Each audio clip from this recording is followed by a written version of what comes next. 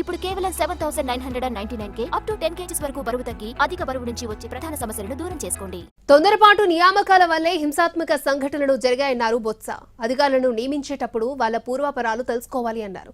ఎక్కడ అధికారులను మార్చారో అక్కడే హింసాత్మక ఘటనలు జరిగాయన్నారు. అధికారులు నిష్పక్షపాతంగా వ్యవహరించాలని సూచించారు బొత్స.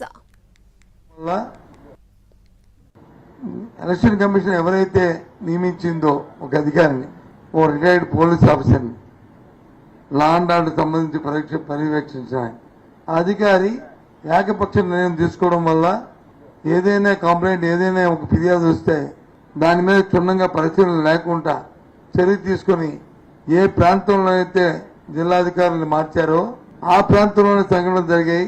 జరిగిన సంఘటన పట్ల ముందు కానీ వెనక్కి కానీ దాని మీద ఆలోచన చేయలేదని చర్యలు తీసుకోలేదని చెప్పాం.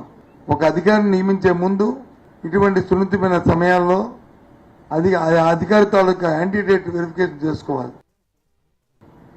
ఎలక్షన్ కమిషన్ ఎవరైతే నియమించిందో